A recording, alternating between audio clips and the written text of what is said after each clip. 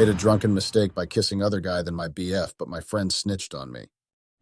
This is going to be a crazy story once you read it, and it's one that's full of betrayals.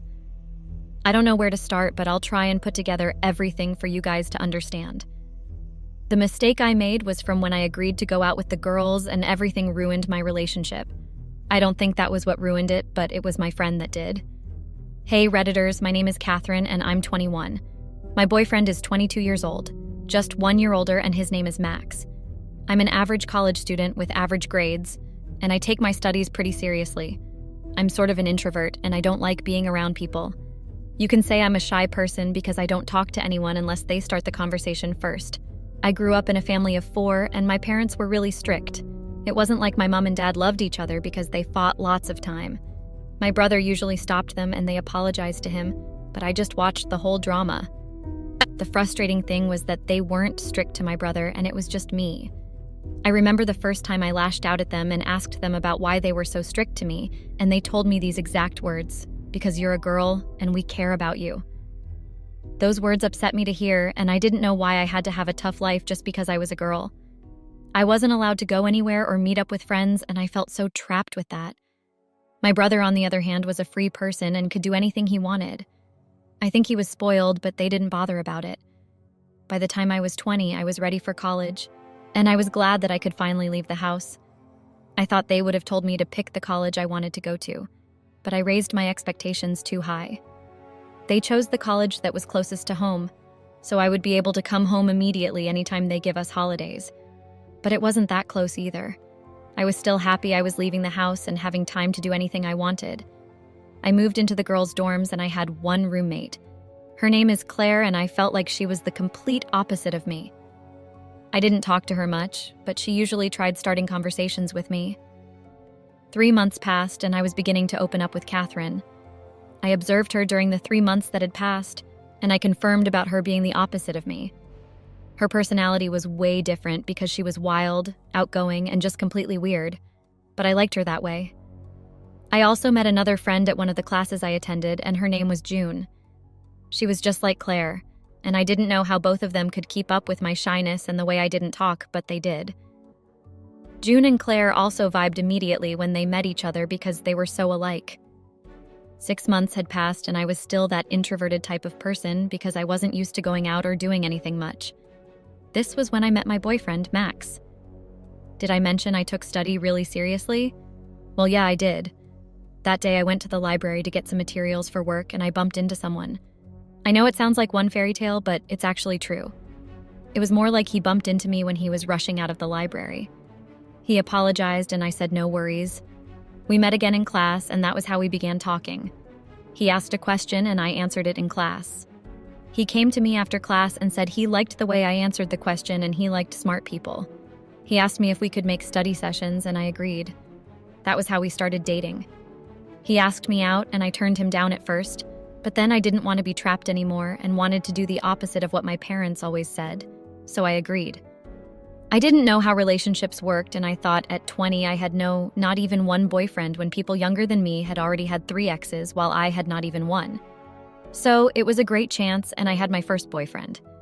The relationship was going well and he was a great person. He was even better in bed. Yes, I slept with him and I was happy he was my first. He was so gentle with me and understanding. My parents also said something similar to "don't do it before you marry," but I didn't want to obey everything they said. My relationship with him was going great and it was fun rebelling against my family. June and Claire met Max and we became a whole group, just 4 of us always moving together. I thought things were going to be going great till I finished college and stood up to my parents about how unfairly they treated me, but that plan was soon cut short. I also noticed that Claire was acting weird and asking for information about my boyfriend, but I took it as she was just curious. Max comes from an average family just like me, and he was very smart. He was both an introvert and extrovert, and he was pretty open about everything. He usually spoke his mind, and I liked that about him. I was different from him because I wasn't able to say my mind, but I was able to tell him about how my life had been, and he said he was going to be there. A year had passed since then, and I was still that introverted person who didn't like going out. Max had been asking us to go out on dates, but I told him I preferred meeting him privately than going out because I hated crowds. Because I turned down his offers so much, he stopped asking me on dates. The girls noticed and said they didn't like that about me. June came to sleep over at our dorm that evening around 7 p.m. and they were acting weird. They both faced me and told me we should have a girls' night out. I knew what they were up to, so I told them I was not interested, but they kept pushing and saying we should go. I asked if there was going to be alcohol because I didn't want to drink that, and I'd observed how people acted when they drank alcohol and got drunk. My dad comes back late from wherever he works, and he was always drunk, and it made them fight a lot. My mind was already getting distracted thinking about them, but I snapped back to reality. Claire said there was a frat party happening and the guy's parents were out of town, so that was why they were hosting it. This wasn't the first time they were asking me to follow them to a party. I was used to turning them down. I still contemplated going, but they kept pushing, saying the party was starting by 8 and it was already 7:53. So I felt like I should tell Max I would be going to a party and asking if he would join us. But the girls protested, mentioning that it was a girls' night out so a guy shouldn't join them. I told them I would be attending as long as I wasn't going to eat or drink anything there because I hated crowds and heard so many parties about these kinds of parties. I finally agreed to go with them and just put on one of my casual clothes. They complained about my dressing, but I said they should deal with it. I wanted to wear what I was comfortable with, and they agreed since I didn't want to go in the first place. I don't know what I expected once we got to the party, but this wasn't it. The noise was the first thing that hit me, followed by the smell of alcohol. I looked at Claire and June, knowing they tricked me, and they just laughed. I was supposed to get upset, but I didn't mind because I knew they wanted me to get a new experience with parties. I was frustrated just a little, and the smell of the alcohol was bothering me. Could you believe we hadn't even entered the house yet, and all this was bothering me? So yes, it was worse when we entered inside. The alcohol smell hit me harder as I stepped in the house, and I felt nauseated. A guy came to greet all three of us, and June and Claire acted so familiar with him, but I felt like I didn't belong. I didn't pay that attention, but I was more focused on the environment I was in. There were people everywhere talking at the same time while there was this blasting music. I couldn't even hear myself speak when I tried to tell June and Claire that I couldn't stay and I wanted to leave. I guess it didn't matter because before I knew it, they were no longer at my side and went off to God knows where. I know I could have just left, but at the same time I hated this. I was curious to see and observe how this party would go. I was tired of standing, so I looked around the house for any empty seat. I had finally found one, and I was lucky because a guy and a girl had just finished making out there, and they wanted to take it somewhere else. I sat down, and it clicked to me that half of everyone had booze in their hand while half of them were making out. I don't know if it was up to 5 minutes, but I was getting tired and I was bored. I looked around to see if I could find June or Claire anywhere. Claire popped down beside me and it shocked me. She laughed and she said something, but I didn't hear what it was because of the music. She had 2 drinks in her hand and handed me one, but I just shook my head because I already told her I wasn't going to drink. She moved closer, and I think it was because she knew I couldn't hear her. She put her mouth to my ears, and I heard her say that it wasn't alcohol and it was just like an energy drink. I shouldn't have believed me, but I did. I took the drink from her hand and tasted it. It didn't taste like a normal drink, and it burnt my throat. I haven't taken any alcohol before, so I didn't know what it tasted like. I squeezed my face as I drank it, and I looked at Claire. She was grinning, and she shouted because of the music, asking me if I liked it. The truth was, I didn't hate because it wasn't bad. She said it was a new type of drink similar to punch that I didn't know about, and there was no alcohol, so I foolishly believed her. I finished the drink, and she kept bringing more, and I don't know why I kept on drinking it. I tried standing up after a few drinks, and I lost my sense of balance, which made me fall back down. I was wondering why it happened, and I stood up again, but the same thing happened. That made me realize I was drunk, even when I didn't know what it felt like beforehand. There was someone else that came to sit beside me, and I thought it was Claire, but I was disappointed to see it was not. It was one of the popular guys that Claire and June talked about a lot, and I never seemed to grasp his name. I never thought I needed it, so I didn't pay close attention. Eventually, I realized he said his name was Eric, and he asked me for my name. I didn't tell him because I didn't have any reason to. He placed his hands on my thighs, but I quickly pushed it away because it felt uncomfortable. Perhaps he knew I was drunk and wanted to make out just like the others, but I wasn't going to become one of them. He kept saying things, and I was already getting tired. I wanted to leave and rest my head on my bed because I felt dizzy. I was hoping Claire would come and bail me out, and it was like she read my mind. She came with a smile on her face, but I returned her a frown. She looked at the guy beside me and she grinned, but she knew I was paying him no attention. So she asked the guy if he could please leave so she'll talk to me because I was her friend. He left and she kept grinning, and I asked her what the heck that was all about her. She said she should be asking me because I didn't know how popular he was, but I didn't care about all that. Instead, I complained to her about how I felt about the whole loss of balance and dizziness. I confirmed my thoughts, knowing I was drunk and I was upset with her. She apologized immediately, saying she just wanted me to experience this because I was a shut-in. I won't deny the fact that I was a shut-in, but that didn't give her the right to lie about a drink and tell me to drink it because I trusted her. I felt betrayed, but what I felt wasn't the same as what I was going to feel later, and I had no idea. I was about to tell her about how I wanted to leave because I'd had enough, and that was when the music came to a stop. The host, I assume, who was the guy that came to greet us, shining his teeth to everyone, said we should come together for a game. I wanted to remove myself from the whole thing, but unluckily for me, they were hosting the game at the side where I was sitting, and I didn't want to get up because of how I was feeling. I felt the chair press down and I looked at my side.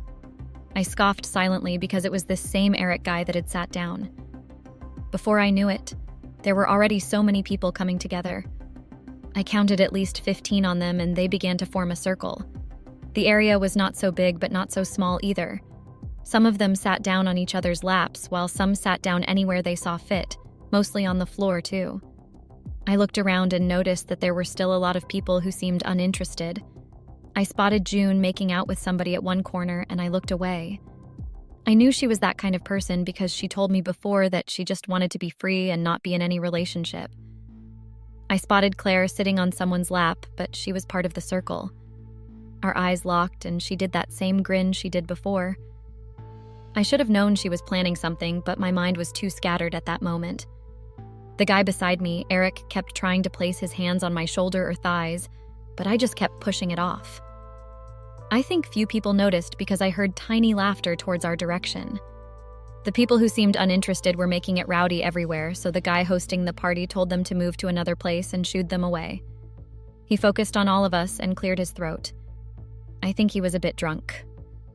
Well, he said the game we were going to be playing was Truth and Dare. I hadn't gone to parties, but I didn't know this was something they did in parties. I tried standing up to leave, but I wasn't even halfway up and I fell back down. When I sat down, I felt something hard in the place where I was sitting, and I looked down beside me. It was Eric's hand, and I adjusted and pulled it off, and he just chuckled. I knew I was stuck here, so I just continued. The guy hosting it, someone who I never found out his name, and I didn't care much about knowing, gave us drinks, but I just dropped it beside me because I was already drunk. He told everyone to pick a number, and I was the number 6. How the game started was that he asked number 2 Truth or Dare, and the girl chose Dare. He told her to flash everyone, and I thought that was absurd. The penalty of not choosing Truth or Dare was to drink, so I was at a disadvantage. She flashed everyone, and they all acted amazed and laughed. He called number 3 next, and he chose the Truth. The guy asked him if he would cheat on his girlfriend for any celebrity, and he said yes. But the girlfriend was right there, so she hit his head, and everyone laughed. He called 2 more numbers, and I thought he wouldn't call me, but it was my turn. He asked me the Truth or Dare, and I picked the Truth. He asked me what my body count was. I didn't know the meaning of that when I entered college, but I knew it later on. I answered honestly and said 1, but they all looked at me in doubt. When they saw I was joking, they laughed, and I felt embarrassed. Was it so bad to just sleep with one person? The guy called Eric number who was 7, and he picked Dare. He told him to pick anyone in the room and kiss the person. I knew I was in trouble then.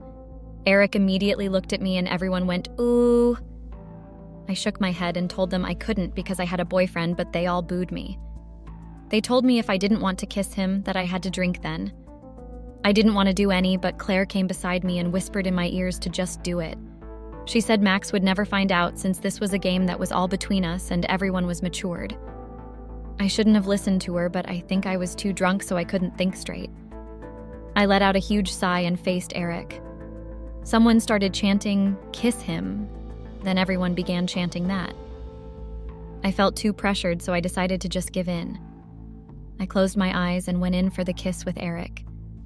His lips were softer than what I had expected, not like I was expecting anything. As I was kissing him, I didn't want us to stop.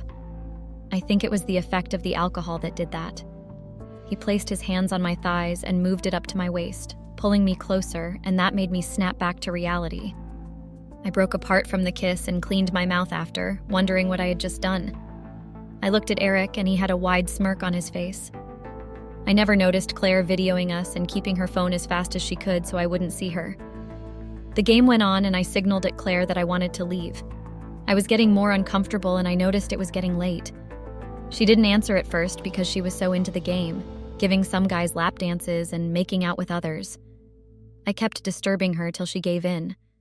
We looked around for June in the other room and she was giggling with someone. We told her it was time to leave and she shrugged, but she agreed. They said bye to the people they knew and we left. I didn't know the next morning was when everything was going to get ruined because of Claire. When I got back to the dorm, I threw up and felt bad.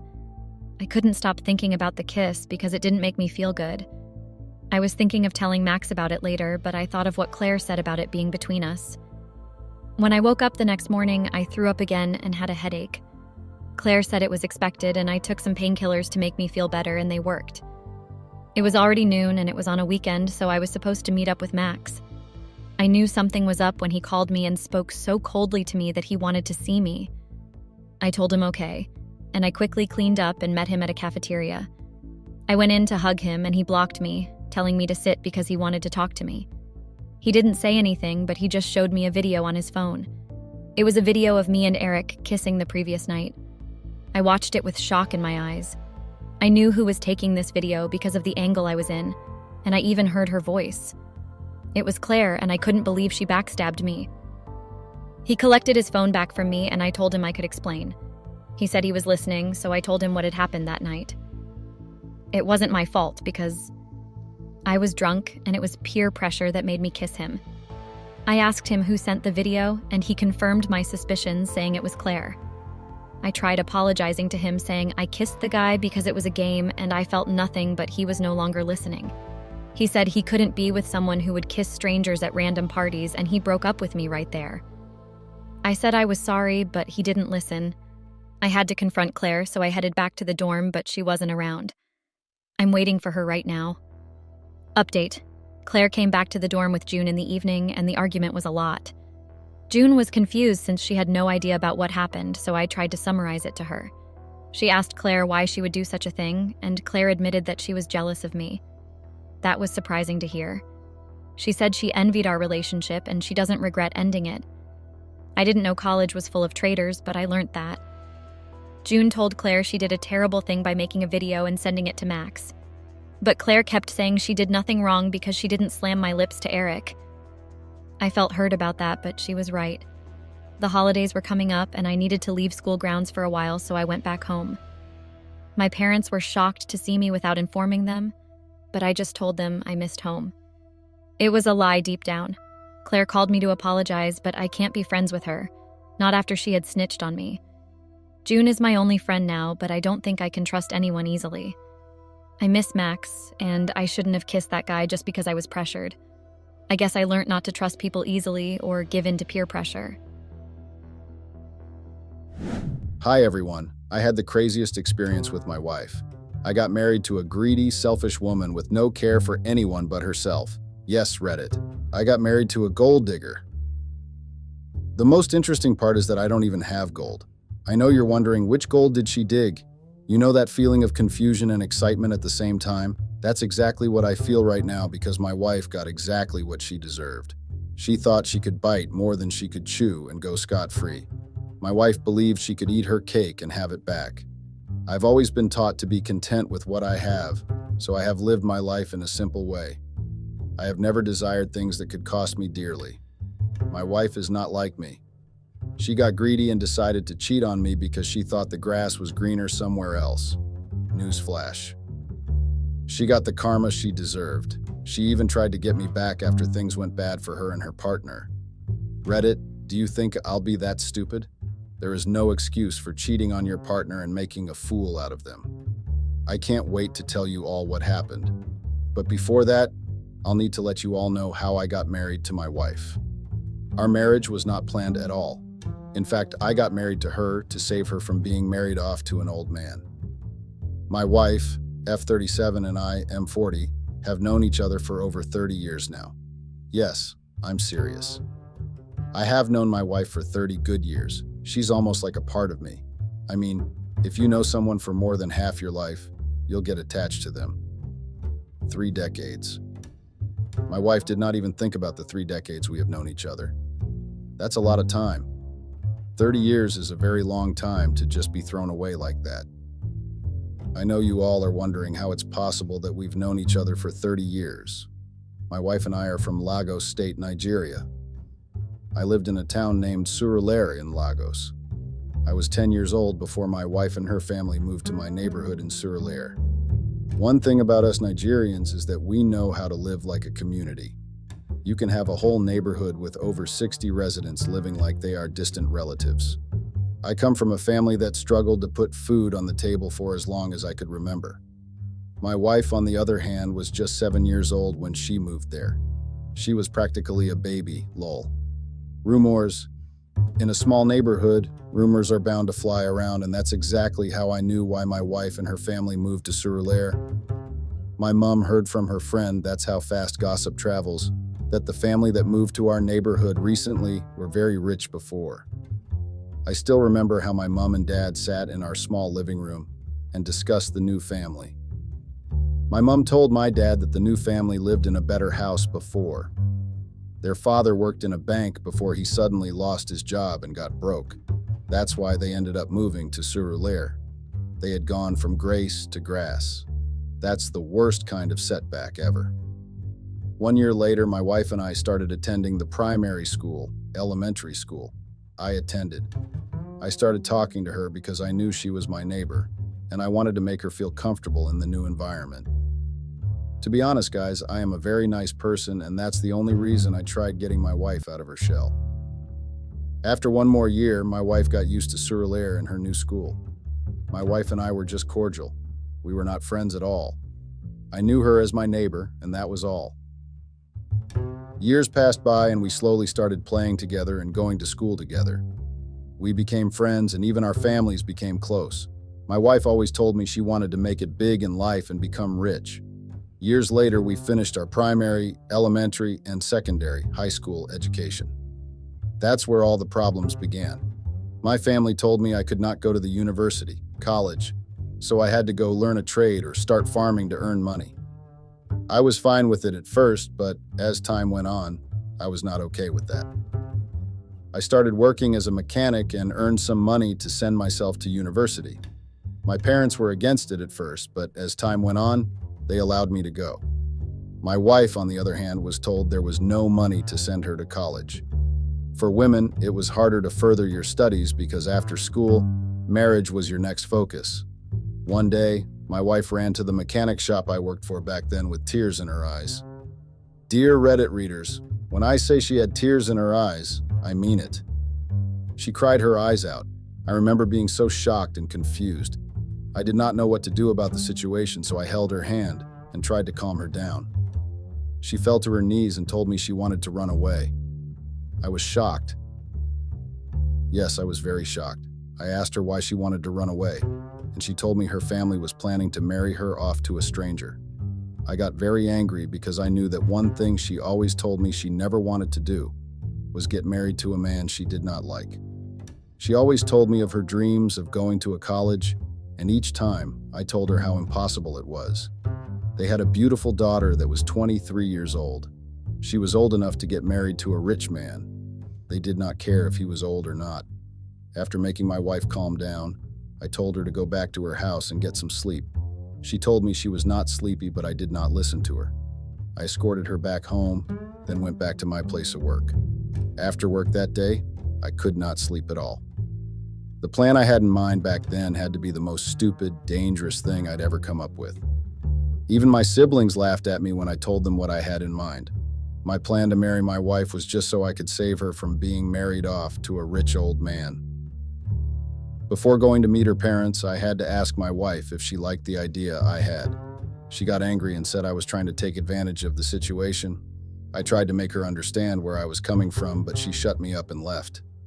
We did not see each other for weeks after that. I heard from a friend of mine that the man my wife's parents wanted to marry came to visit them for a proper introduction. According to my friend, who was an eyewitness, the man was old enough to be her father.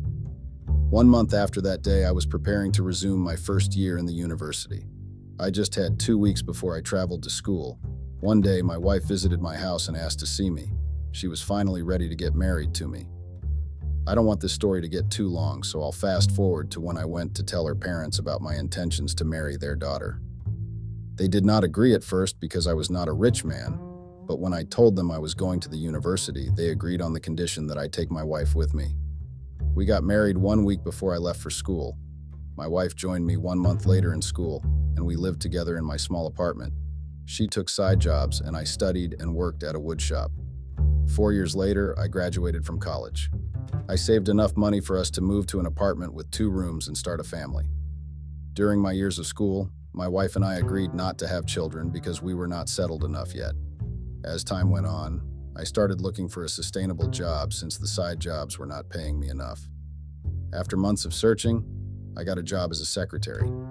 My wife worked as a nanny for a school and earned some money. 2 years later, we decided to start a family. My wife got pregnant and gave birth to a baby boy.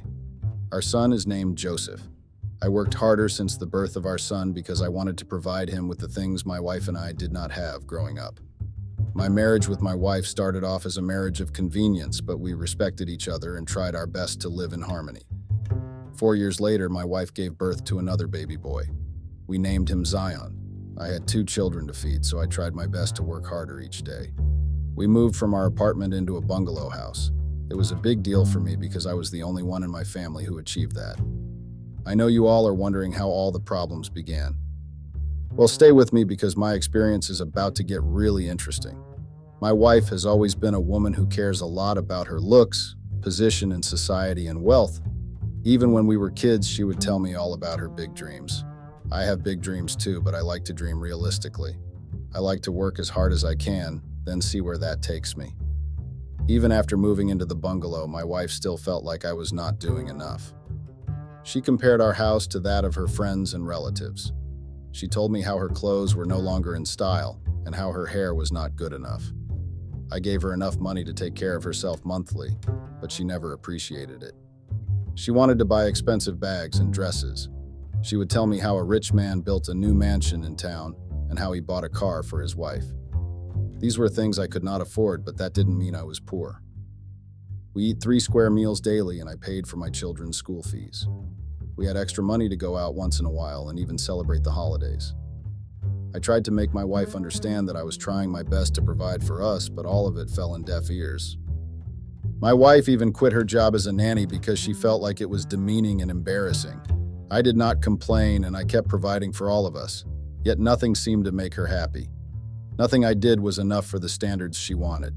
She always found something negative to say about everything I did. People of Reddit, I need your opinion here. How does a woman who quits her job because it's too demeaning expect her husband to build a mansion overnight? I tried my best to see things from her point of view, but none of it made sense. My wife had me working extra hours and taking side jobs just because of her rants. She did not force me into doing any of these things. But we all know how men behave. No man wants his wife to compare him with someone else. I have a very big ego, and it's something I am very proud of. All the extra work and effort I was putting in was constantly going in vain. I'm a human being, which meant as that went on, I got very tired of my wife's unnecessary nagging. I stopped trying and just kept working. I did not see the need to sweat unnecessarily, just to buy overly expensive bags for a woman that kept comparing me to as many men as possible. Maybe my wife thought I was stupid back then. I still don't know. I owned a house and we were eating every single day without any problems. I did not want her to get ideas into my head and make me greedy. All I could do was work hard. This went on for months and then years. The only time it got to me was when my wife decided to take matters into her own hands and let freedom take over her common sense. I know some of you might ask, how could it possibly get any worse? Well, it did. She did the worst thing any married wife could do to her husband. My wife cheated on me. I didn't know she was cheating on me at first. I was so busy with work that I did not notice anything strange. Yes, you read that right. I did not notice anything strange at all. My wife did not work at all. She usually stayed home and cooked breakfast, lunch, and dinner. My wife would find time for her social life in between those activities. My children were old enough to go to school and get back by themselves, so there was no need to go pick them up. I went to work quite early in the morning and got back late at night. My sex life with my wife was extremely scheduled. We had days where we did not have sex at all, and then there were days when we wanted to. I did not see a change in my wife. I know most times you'd know if your partner is cheating on you, but I had no idea because I was barely home. No one should blame me for not being home. It is not my fault that I worked my ass off to provide for my family. Even after more than 12 hours at work, my wife still accused me of not working enough. It's not always the man's fault that he cannot be at home. Sometimes women play a huge role in it. My wife was still the same greedy woman she turned into. Anytime I got back from work, I still heard the same comparison stories. But Reddit, what made me suspicious was my wife's closet. I know how weird that is. My wife's closet made me suspicious. Well, my wife was changing bags and clothes almost every day. I became suspicious after months because you knew I was not the one buying those things. She did not work or have a source of income. Her family couldn't send her money because I was practically the one sending the money. She had no other relatives that I knew of, and even if she did, I could swear in my life that none of them had the money to spend on bags and shoes. Before I continue, let me make something clear. I have never shamed my wife for being unemployed. Not once in our marriage did I tell her she needed to get a job. I never felt the need to do that. In fact, I did not even sex anything wrong with it. I understood my role as the husband was to care and provide for my family, and I did just that. So when I noticed how my wife was suddenly affording luxury items, I knew I had to question it. In our marriage, I've always let her do whatever she wanted to do. I never restricted her or planned her schedule for her. She was free to do whatever she had an interest in doing. We were practically childhood friends. I went to school with this girl. I saw her grow up and she saw me grow up. That had to count for something. Even her luxurious lifestyle did not make me suspect she was cheating. Yes, you read that right. I never thought it was related to cheating. I trusted her that much. I mean, I have made sacrifices for that woman. I married her when I did not even plan on getting married yet. I took her with me to school and shouldered her responsibility. I did all those things for a woman I called my friend and now my wife. I never thought I would ever demand loyalty from her. I thought she had the common sense to know what loyalty meant. To be honest, now that I think about it, I feel that I made the mistake of trusting her so much. I thought too highly of her, and that is how I messed up. Never, I repeat, never trust someone so blindly and expect loyalty from them just because you think they would remember all that you did for them. I made this mistake, and I swear the circumstances hit me in the face very hard. One day, I decided to confront my wife. I had observed her for months and planned to ask her what was going on. One way to know when someone is doing what they are not supposed to do is when they get very defensive. I have realized that defense is a fork of shield for most people who are in the wrong. Immediately, I spoke to my wife about it. She got very defensive. She swore on her life that she was not doing anything wrong. I did not even accuse her of anything, lol. All I asked was where she was getting the money from. That was literally all, and then she decided to overeat. I was surprised because I did not expect that kind of reaction from her. I did not think she'd get so defensive. I remember trying to calm her down and explain to her that all I wanted to do was ask where she got all the money she was using to fund her lifestyle. My wife broke into tears when I persisted. I feel like laughing now that I think of what happened that day. It was so funny. It's funnier now that I know I almost caught the deer. Her crocodile tears looked so real, I almost believed I did something wrong. But of course, I did not back down. Her tears did not affect me because I knew she had no reason to cry unless she was guilty. When I realized that she had no plans of telling me the truth, I let her be. When I say I let her be, I don't mean that I forgot all about the incident. Of course I didn't. My wife was buying different shoes, bags, and dresses every weekend. Not just that, I got to know from her children that she was hardly home. I knew she attended her women's meetings and clubs, but none of it ever got to the point that my children had to tell me they barely saw their mother. I made my wife believe that I forgot all about the incident and just saw that she would get comfortable and go back to her normal lifestyle. One thing about me is that I'm a very disciplined man. I was raised to be that way. There's never a day in my life where I sit down and blame other people for my own shortcomings. If there was anything I lacked, I worked hard to get it. I never played the blame game because I know only lazy people. I decided to keep an eye on my wife to see what she had been up to. It was very difficult because, like I mentioned earlier, I came home very late at night. I did not have the time to keep track of her events. It did not help that my wife stayed home all through the weekend. She was very smart with her activities. She knew I stayed home during the weekends, so she behaved. It took months for me to really get an idea of what my wife had been up to. It took that long because I barely had any time for myself. My work took up all the time I had. I would leave work during lunch breaks and go to the facilities she usually visited for meetings. I'm not a stalker, Reddit. I was just a husband who wanted to know why his wife was being so secretive and extravagant. I needed to know why my children hardly saw their mother. I had to stalk her if that was going to give me my answers.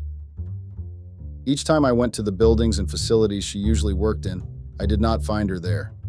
I could not come every day because I did not want them to be suspicious, but whenever I went there, she was nowhere to be found. I was practically going in circles at that point, so I decided to re-strategize and do it right. I made the big step of taking a whole day off work. Reddit, for me, was a very huge step. A day off work was going to be deducted off my salary, but I had no problem with it. I was ready to make that sacrifice as long as I found out what my wife had been up to. Let me tell you this, people on Reddit, a day off work was not enough at all. On the first day, I got lost while trying to follow her around. I did not have a car, so it was hard to keep up. Most importantly, I did not want to be seen at all. Not just by my wife, but by people on the streets. It will raise eyebrows if they find a man trailing after a woman for a long time. After days of trying, I finally got to know what my wife's pattern was like.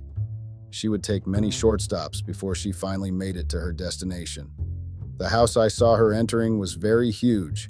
It was a mansion with large gates and thick security.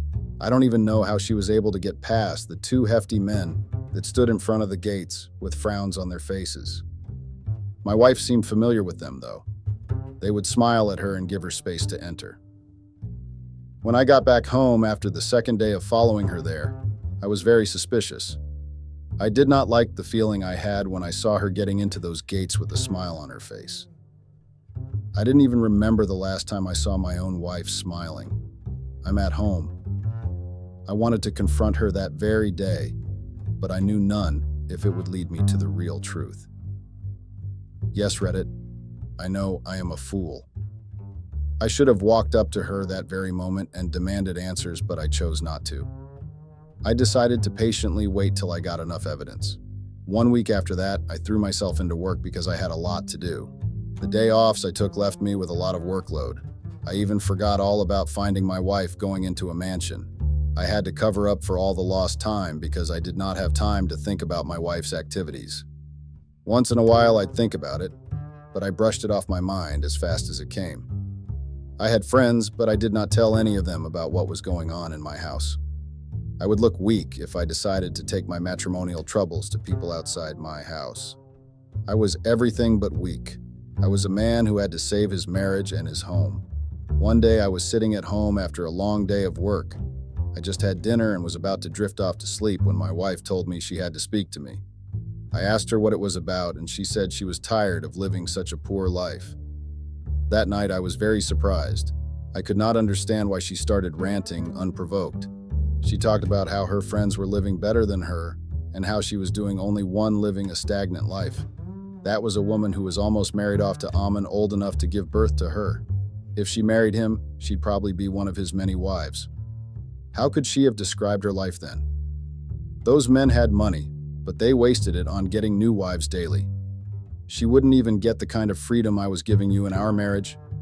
My wife went as far as accusing me of making her uneducated. She said I refused to take her to college. She accused me of killing all her dreams.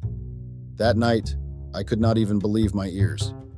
I took up the responsibility of feeding her while I was a student at college. I could hardly afford to send myself to school. How did she expect me to fund her to college? Even before getting married to her, I made it clear that I was still struggling myself and that our life was not going to be rosy.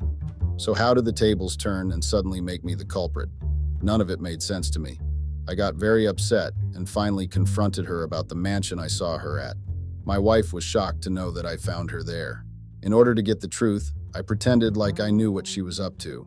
I told her I was very disappointed in her and what she did. She did not speak for a long time. People have read it. I took that as an opportunity. I kept on telling her how I was going to call her parents and tell them what I saw. That was when she finally admitted to have cheated on me. She said it without any form of guilt. I still remember her words, "Yes, I'm cheating on you. I found a man that could meet up with my needs. So what?" I was so shocked I lost my footing and sat on the bed. I felt betrayed and used.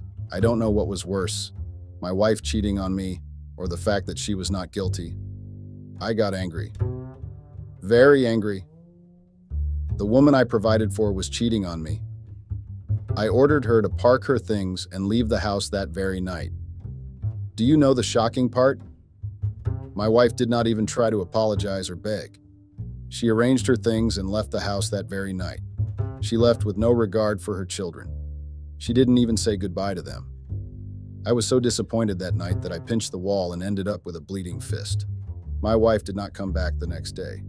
I expected her to at least come see how the kids were doing, but she didn't. When I asked her to leave the house, I would have changed my mind if I saw remorse in her eyes. But there was none. I hated her from that very moment because I found her ungrateful and despicable. She ruined the home I worked hard to build for my children. I wanted to give my children everything I didn't have, but she took one thing I had in my childhood from their childhood. I had a family, 2 parents that loved each other in their own way. I did not grow up in a broken up. I was poor, but I had my parents. Weeks flew by and my wife was still nowhere to be found. My children asked questions, but I told them their mother went on a trip and was going to be back after some time. I hated myself for doing that, but I had no choice.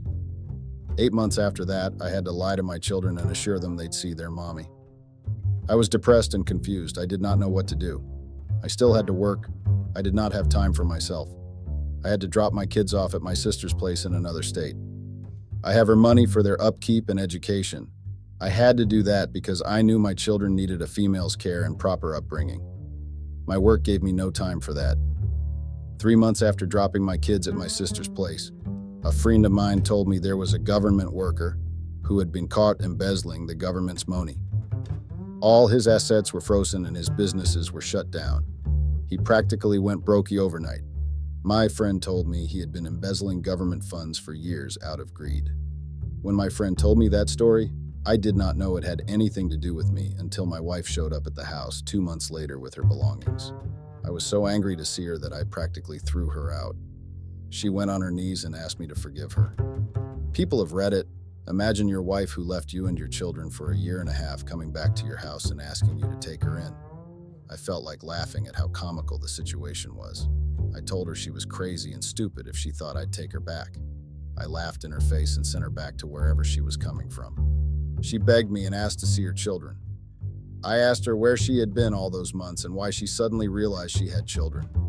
I had to control my anger that day or else things would have escalated. It took the intervention of the neighbors, if not I almost pushed her out of my house. I told her our marriage was over and I never wanted to see her again. I told her I lived without her for a year and a half, and I could live without her forever. I didn't even want my children to see her ever again. I knew that the best way to ruin her life was to make her a divorcee. 2 weeks after that day, I filed for divorce. I gave the papers to her friend who knew of her whereabouts after signing them. I did not bother giving it to her myself. That was 5 months ago. My wife did not want to sign the papers for weeks until I threatened to take the case to court. I was bluffing. I did not have money for a lawyer. The court gave me some custody of our children since I'm the one with enough money to take care of them. She is allowed to see them, but cannot take them home. Her parents called and begged me on the phone, but I did not change my mind. I could not forgive a woman that threw out all the years we spent together, the home we built, and the sacrifices we made for each other. I saved her once, but I was not ready to save her again. She was not worth my time or sympathy, and I tried to make her parents understand that. Even my parents commended me for letting her go. That's a big deal because my parents are not fans of divorce, but they were ready to see things from my point of view. Oh, before I forget. Of Reddit, I also discovered that the government worker who had been caught was the man my wife cheated on me with. Yes, she left me for a richer man who stole from the government to build his wealth. She thought the grass was greener somewhere else and decided to cheat on me for money. She got her karma, and her affair partner got bankrupt. He used the little money he had left to get a lawyer because he got sued. He could not afford to spend on her and provide for her anymore, so she ran back to me, her backup plan. It made me angry that the only reason my wife truly came back was because her partner no longer had enough money to fund the lifestyle she wanted. A part of me thought she came back because she wanted us to work again. I was very wrong.